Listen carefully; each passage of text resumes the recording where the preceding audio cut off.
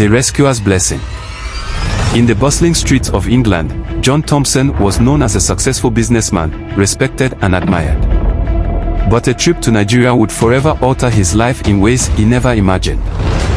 What began as a journey of exploration and culture turned into a battle for survival when he was taken captive, stranded in a land far from home. Just when hope seemed lost, a young village girl named Amora, courageous beyond her years, appeared. Risking everything, she helped him escape and guided him to safety. In her act of bravery, a bond was formed, a bond that would change both their lives. This is the story of how one act of kindness brought together two strangers from worlds apart, binding them in gratitude and honor, and how John would one day return to fulfill a promise that would transform Amora's life forever. Hello, I'm John Thompson, a businessman from England. This story is deeply personal, a story of courage, kindness, and a remarkable bond that changed my life forever. Years ago, during a trip to Nigeria, I found myself in a life-threatening situation. And it was then that I met her, Amora, a young village girl who risked everything to save me. Let me take you back to that unforgettable journey. I'd always been drawn to new places, and Nigeria's rich culture and vibrant spirit pulled me in. I remember walking through the bustling markets, absorbing the colors, sounds, and energy of the people. It felt like I'd stepped into another world, one full of life and possibility. But fate had a twist in store. One day, while exploring a countryside village, men I didn't know surrounded me. They pushed me into a vehicle, taking me far from the town, into the dense forest. Fear settled in as they dragged me into a small hut, leaving me tied and alone in the dark. I was terrified, trapped and helpless.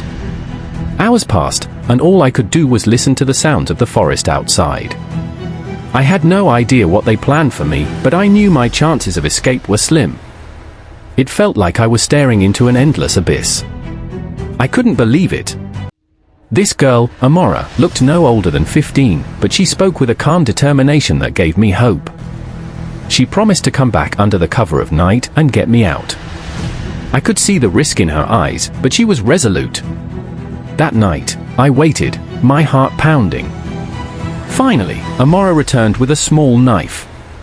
She swiftly cut through the ropes and signaled me to stay quiet.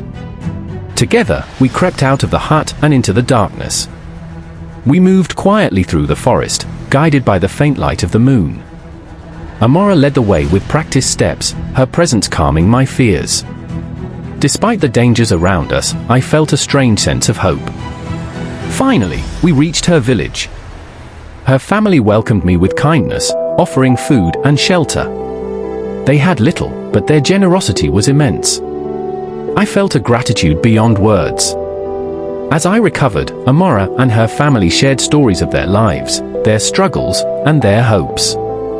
I felt an unbreakable bond forming, as if fate had brought us together for a reason. When I finally had to leave, it was a bittersweet goodbye. I promised Amora I would return one day to repay her for her kindness.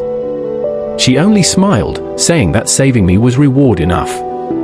Back in England, I couldn't shake the memories of Amora and her family. Their kindness haunted me, and I knew I couldn't just forget what they had done for me. Years later, I returned to Nigeria to find Amora. But the village had changed, and I struggled to track her down. I feared I might never see her again. After days of searching, I finally found her. Amora, now older but still filled with that same warmth and kindness, welcomed me back like family. I told Amora I wanted to support her and her family, to repay the kindness they had shown me. Though hesitant, she finally accepted, and I felt an immense joy in helping them. With my help, Amora and her family were able to start a small business in the village. They were no longer struggling for their next meal or worrying about where they would sleep. I could see the joy in their eyes as their lives began to change, and it was more than I could have ever hoped for. As the months passed, I was able to help build a proper house for Amora's family. No longer did they live in a simple thatched hut. Now, they had a real home, one where they could sleep peacefully and dream of a better future. I made sure that Amora received an education. She had always been so smart, and I knew she had the potential to do great things. She thrived in school, and it was a joy to watch her grow into a confident young woman. The changes I helped bring about in Amora's life also began to spread to the village. The economy improved, the children had better access to education, and families no longer worried about their next meal.